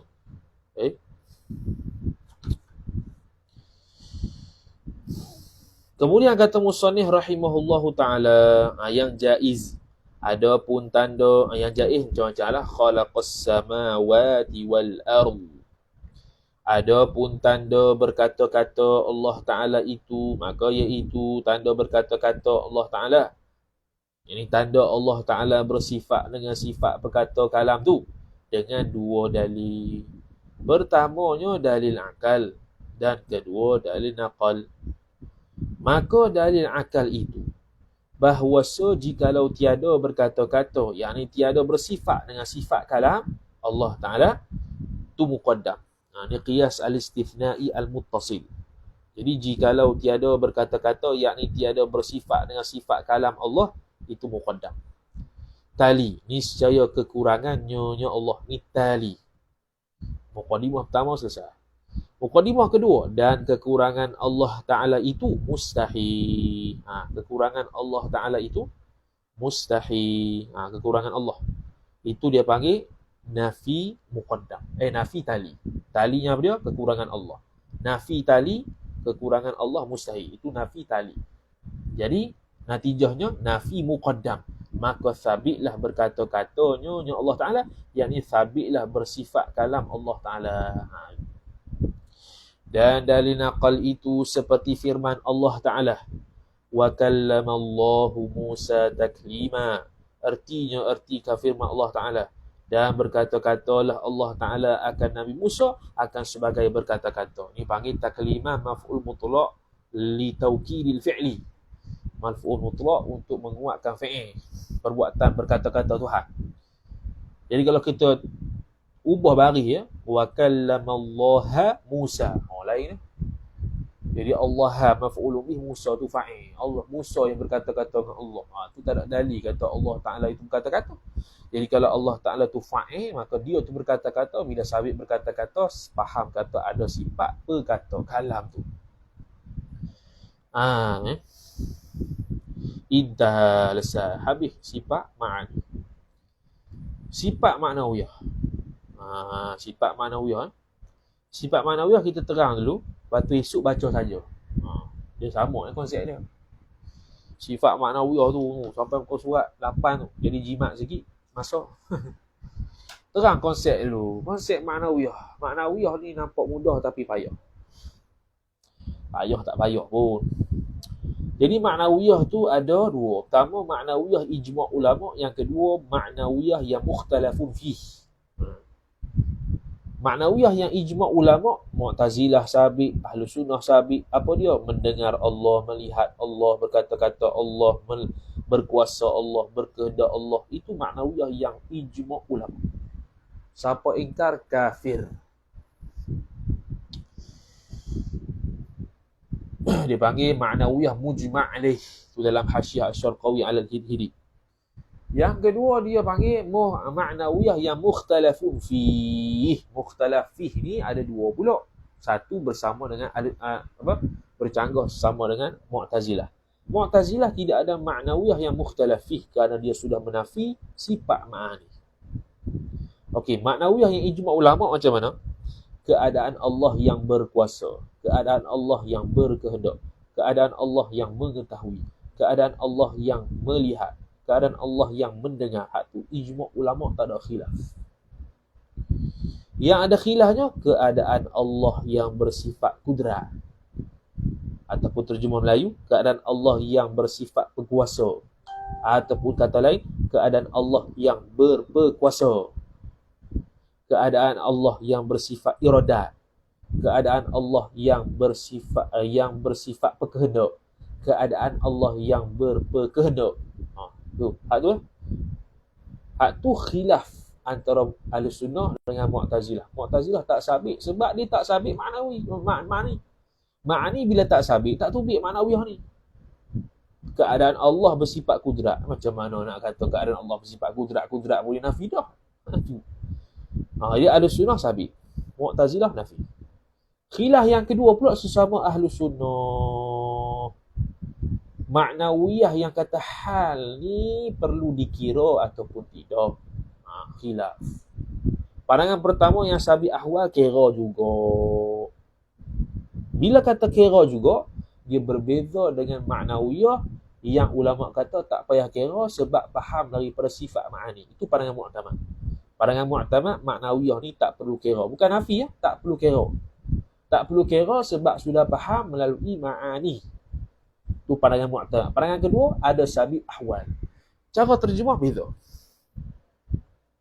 Kalau atas pandangan mu'tamad yang katakan ma'nawiyah ni amru i'tibari, tak duk kira dah secara berasingan, sebab tak payah tahu secara tafsir dah, sebab faham melalui ma'ani, maka terjemahan dia keadaan kudrat di zat Tuhan, itu ma'nawiyah.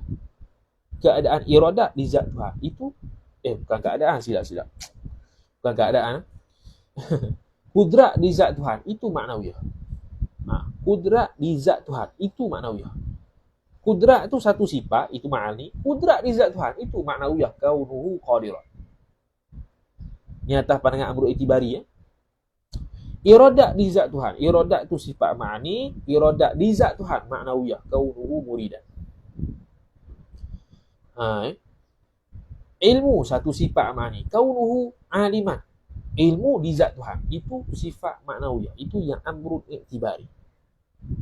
Berkuasa di zat Tuhan, berkehendak di zat Tuhan, pengetahuan di zat Tuhan, perkata di zat Tuhan, pelihat di zat Tuhan, pendengar di zat Tuhan, perhidup di zat Tuhan. Itu ma'nawiyah yang amrun i'tibari. Tidak sabit keadaan-keadaan, ahwal-ahwal tak ada. Pandangan kedua yang sabit ahwal, apa dia? Satu sifat yang namanya hal yang menambahkan kudrat di zat Tuhan. Tu cara dia. Tubik keadaan Allah yang bersifat berkuasa. Apa dia keadaan tu? Iaitu satu sifat namanya hal yang menambahkan ma'ani di zat Tuhan. Hak tu ma'nawiyah hal. Itu ma'nawiyah hal. Dia cara bahas dia begitu. Tengok Hasyiah Syarqawi ke, Hasyiah Bajuri ke, Hasyiah Dusuki, begitulah. Satu sifat yang namanya hal yang menambahkan ma'ani di zat Tuhan. Ma'ani dua apa dia? Kudrat, iradah, ilmu, hayat, sama, basar, kalam. 7 ni.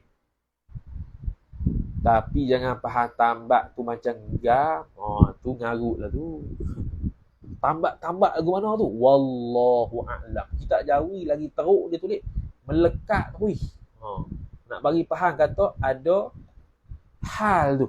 Dia panggil apa tu? Silakan. Irtibat. Mana kita Hasyiah Syarqawi, irtibat. Irtabata yartabitu irtibat wa huwa murtabit wa dhaka murtabata. Irtibat, tambah. Ada setengah kita jauhi diterjemah tambah, ada setengah kita jauhi tambah melekat. Nak faham kata irtibat tu hal. Bukan nak kata lekat-lekat macam gam tu. Tu faham makhluk. Itu perbezaan perbahasan, cara perbahasan ma'nawiyah. Cumanya kalau baca ke orang awam, tak payah tekan itu. Baca ke orang awam, sekadar cerita, ma'nawiyah ni merujuk kepada sifat ma'ani ada di zat, selesai. Tu je. Tak payah memening ke orang. Ma'ani tu beza, ma'nawiyah tu apa dia? Sifat ma'ani di zat Tuhan. Itu ma'nawiyah. Ma'ani tu lain, sifat ma'ani di zat Tuhan, itu sifat yang lain. Macam kita buat contoh selalu, zat kita dengan baju. Andai katalah kita andaikan baju tu sifat, andai saja. Sebab apa kita kata gitu? Sebab baju ni wujudi. Badan kita pun wujudi. Andai katalah baju tu pun sifat. Okey, baju tu wujudi, zat kita wujudi. Kita pun pakai baju. Bila kita pakai baju, ada tubik satu sifat namanya keadaan berbaju. Keadaan berbaju. Apa maksud dia? Baju ada di zat kita. Itu nama keadaan berbaju. Hitam wujudi, sifat. Zat kita wujudi, zat. Hitam ada di zat kita. Keadaan kita yang hitam itu maknawiyah. Hitam tu sendiri ma'ani. Itu. Kasut zat. Kita zat. Kaki kita zat. Kasut pun kita pakai. Tubik satu sifat namanya keadaan kita berkasut. Itu maknawiyah. Keadaan kita berkasut. Itu maknawiyah. Spek mata wujudi. Ni contoh lah ni, kata sifat tu bukan kasut tu sifat. Kan faham gila pula. Hai, spek mata wujudi. Badan kita wujudi. Kita pun pakai spek mata, tubik satu sifat namanya keadaan kita berkaca mata. Keadaan kita berkaca mata tu, itulah maknawiyah. Nak kata sifat ma'ani di zat Tuhan tu, itu maknawiyah. Sifat ma'ani di zat Tuhan, itu maknawiyah. Adapun keadaan Allah yang berkuasa, berkehendak apa semua ni, yang dia pun akan terjemah begitu, kalau kita faham zahir, itu mujma' alaih. Maknawiyah yang mujma' alaih tak payah kira dah. Hak tu siapa ingkar memang kafir. Siapa ingkar sifat maknawiyah yang mujma' alaih, kafir. Mu'tazilah yang menafikan ma'ani tidak kafir, fasik, kecuali dia mengatakan Allah Ta'ala tidak ada sifat kudrat dan lemah. Hak tu kafir lah. Sebab dia mensabitkan sifat lemah pada Tuhan, sifat yang kurang pada Tuhan. Itu kafir dari sudut menyabitkan sifat yang kurang pada Tuhan, bukan menafikan ma'ani. Menafikan ma'ani fasik. Itulah bezanya ma'nawiyah mujma' alaih, ma'nawiyah mukhtalafih. Mujma' alaih antara Mu'tazilah dengan Ahlussunnah sama, keadaan Allah yang berkuasa, keadaan Allah yang berkehendak, keadaan Allah yang mengetahui, keadaan Allah yang hidup, keadaan Allah yang berkata-kata, keadaan Allah yang mendengar, keadaan Allah yang melihat, sama. Adapun mukhtalafih antara dua. Pertama, sama Ahlussunnah dan Mu'tazilah. Mu'tazilah tidak sabit kerana sudah nafi ma'ani. Ma'ani dengan ma'nawiyah lazim malzum. Tak sabit ma'ani, tak ada lah ma'nawiyah tu. Ma'nawiyah yang hasil daripada kesan, apa panggil? Kalau bahasa kitab, illah. Sebab tu illah dengan makna luzum, dengan makna lazim. Tubik ma'nawiyah ni sebab kita sabit dengan ma'ani. Maka ma'ani kalau dia dah nafi, ma'nawiyah yang kesan daripada ma'ani tu tak ada lah. Tapi ma'nawiyah yang bermaksud berkuasa dan sebagainya, itu sabit. Kerana dia kata Allah berkuasa dengan zat, melihat dengan zat, berkehendak dengan zat-zat belaka. Kita dengan sifat. Itu beza kita dengan Mu'tazilah. Yang kedua, mukhtalafi sesama Ahlussunnah, adakah sabit hal ataupun tidak. Yang sabit hal, maka cara hurai ma'aninya ialah satu sifat yang namanya hal. Namanya hal ni yang menambahkan kudrat di zat Tuhan, yang menambahkan ma'ani di zat yang menambahkan kehendak di zat Tuhan, yang menambahkan perhidup di zat Tuhan, yang menambahkan perkata di zat Tuhan. Itu hal. Atas pandangan yang kedua, yang mu'tamad, yang kata tidak ada hal, makna senang lagi, iaitu kudrat di zat Tuhan. Itu kaunuhu qadiran. Iradat di zat Tuhan. Itu kaunuhu muridan. Perhidup di zat Tuhan. Itu kaunuhu hayat. Kudrat di zat Tuhan. Berkuasa di zat Tuhan. Itu kaunuhu qadiran. Pendengar di zat Tuhan. Itu kaunuhu sami'an dan sebagainya. Itulah untuk ma'nawiyah. Esok kita baca sajalah. Wallahu ta'ala a'lam. وصلى الله على سيدنا محمد وعلى آله وصحبه وبارك وسلم. أعوذ بالله من الشيطان الرجيم. بسم الله الرحمن الرحيم. الحمد لله رب العالمين والصلاة والسلام على أشرف الأنبياء والمرسلين سيدنا محمد وعلى آله وصحبه أجمعين. اللهم زدنا علما وارزقنا فهما اللهم زدنا علما وارزقنا فهما اللهم زدنا علما وارزقنا فهما وصلى الله على سيدنا محمد وعلى آله وصحبه وبارك وسلم الحمد لله رب العالمين والسلام عليكم ورحمة الله وبركاته.